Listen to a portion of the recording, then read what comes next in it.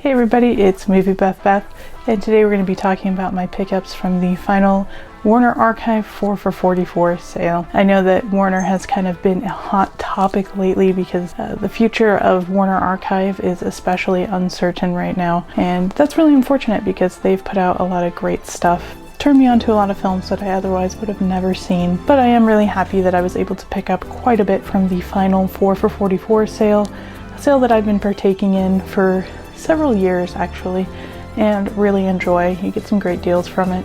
$11 for these titles is about the perfect price point. A lot of them don't have a lot of special features, but again, it's a lot of films that otherwise would never get a Blu-ray release. So I've been very happy to have Warner Archive around, especially in my film journey of trying to watch more classic films and film noir, things like that. So yeah, nothing but good things to say about Warner Archive, honestly. They do a great job with their transfers, and even though they don't have a lot of special features, I tend to enjoy their releases quite a bit. And if it is the end of Warner Archive as we know it, that is very unfortunate, and I will definitely miss them. As far as Warner Brothers as a whole, I'm sure that they're not going to stop physical media altogether, at least anytime in the near future. That's just my 2 cents.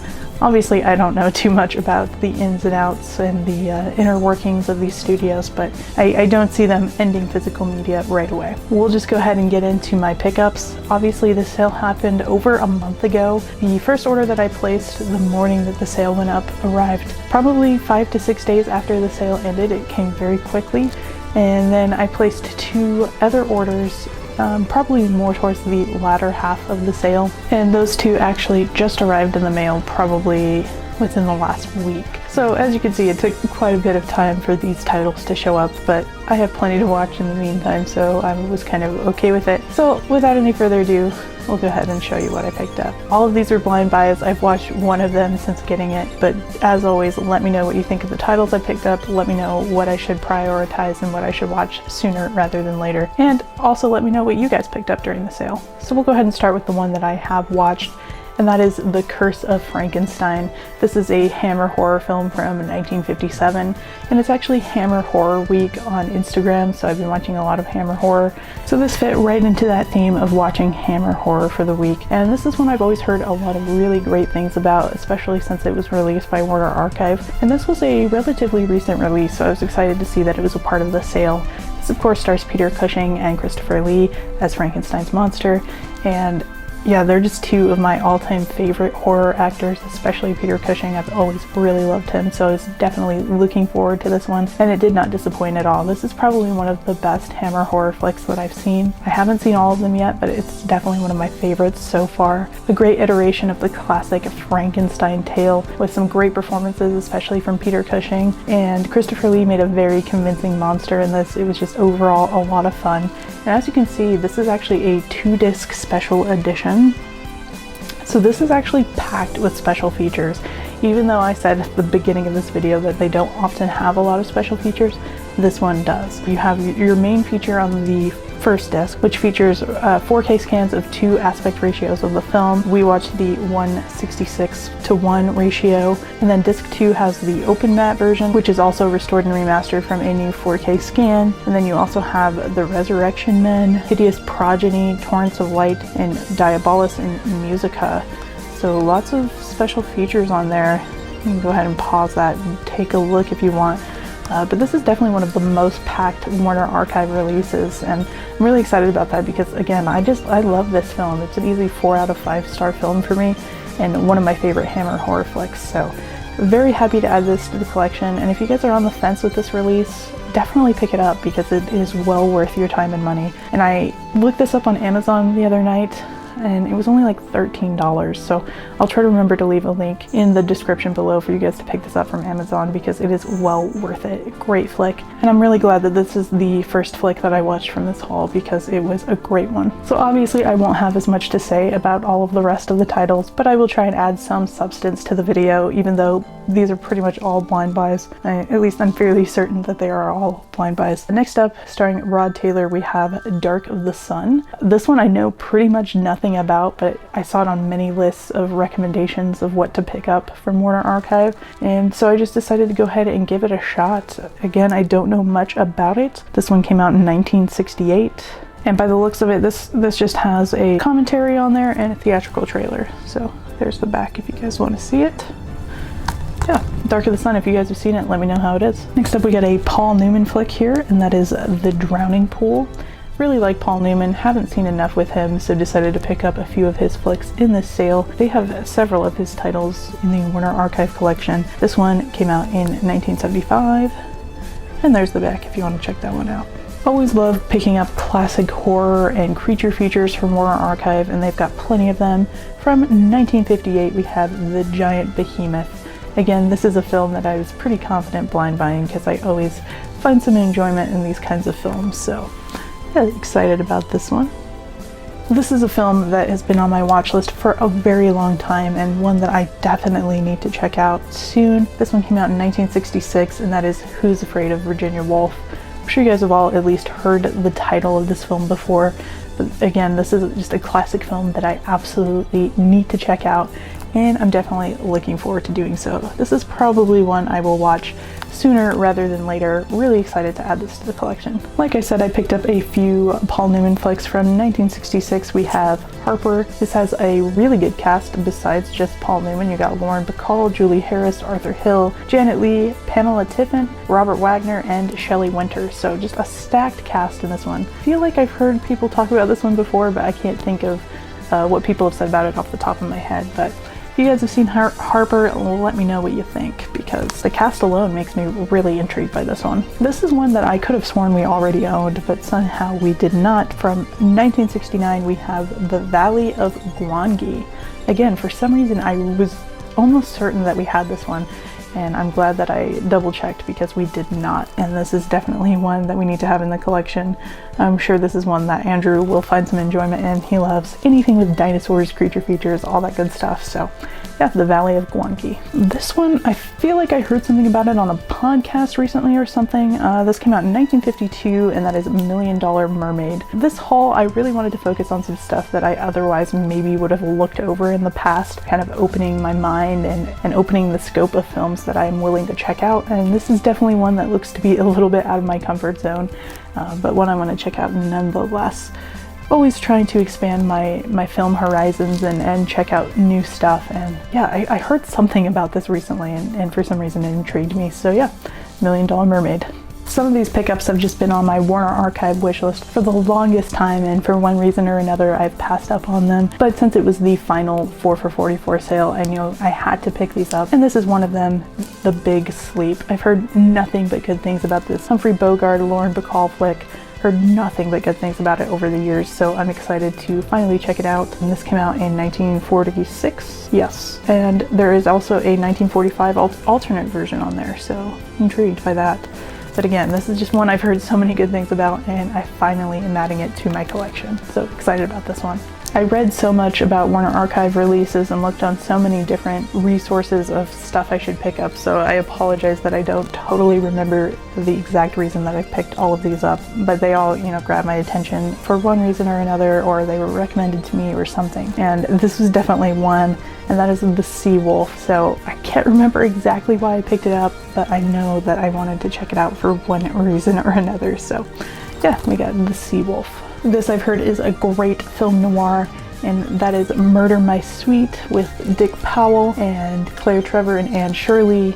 I've heard great things about this film, and as always I'm trying to watch more film noir, so this was an easy pickup for sure. And we got another Humphrey Bogart, Lauren Bacall flick, another one that has been on my want list for quite a while, and that is Key Largo. It's taken me far too long to pick up some of these titles, so really excited about some of the stuff I was able to grab in this Warner Archive sale. Another Paul Newman flick here, we have The Life and Times of Judge Roy Bean. Again, I picked up a bunch of Paul Newman flicks in this haul, so excited about that. As always, let me know what you think of these titles and let me know where I should start. This one is a newer release from Warner Archive. I feel like it just came out maybe in the last year or so. From 1964, we have Two on a Guillotine. I remember reading the plot of this one and being really intrigued by it, so definitely looking forward to giving it a watch.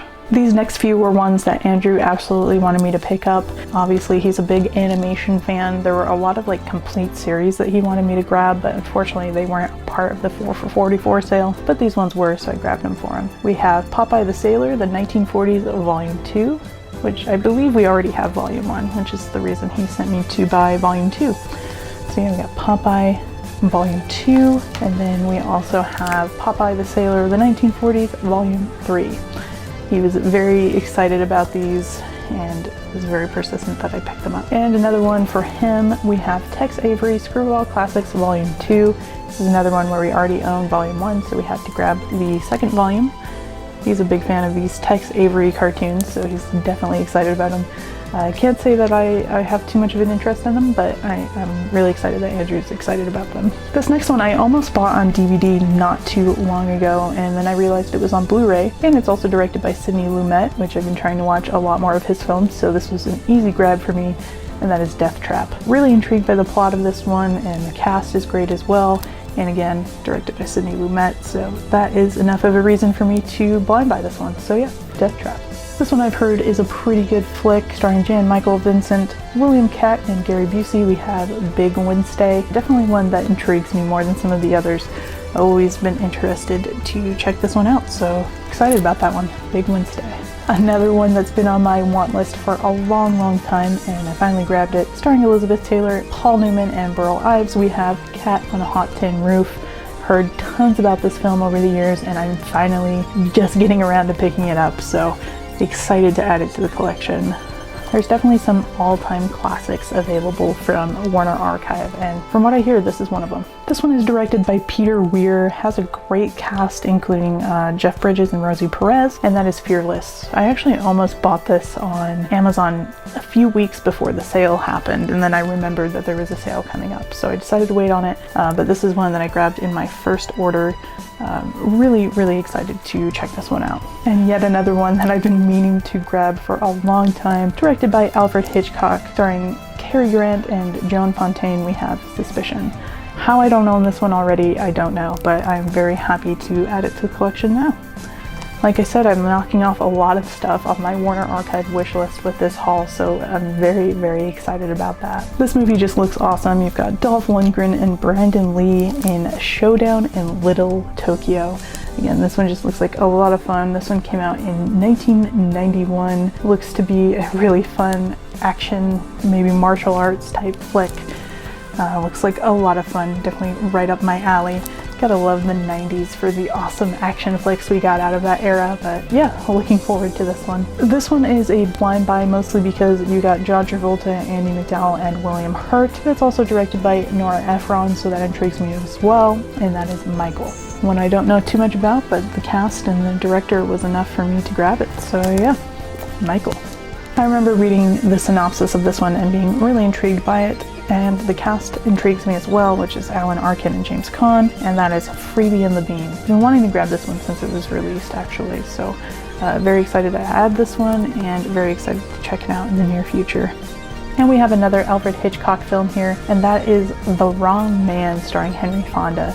Another one that I've been meaning to grab for the longest time and finally did it, so I'm very excited about this.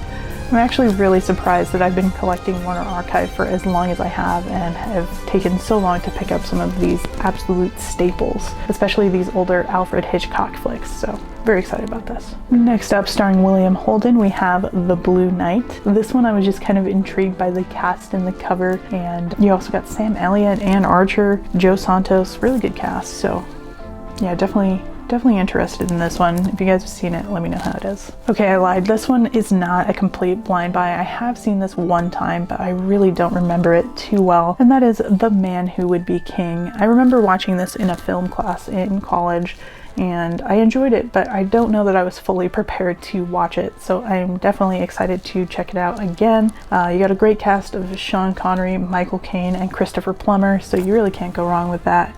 Definitely looking forward to giving this one another look. This one I'm really excited about. This might be one of the first ones I throw on after this video. Starring Glenn Close, Jeremy Irons, and Ron Silver, we have Reversal of Fortune. What I can say about it is it just really looks to be my jam. I don't know that I could even really explain it, but it just looks like it'll be right up my alley. So really intrigued by this one. Next up, from 1958, we have Queen of Outer Space.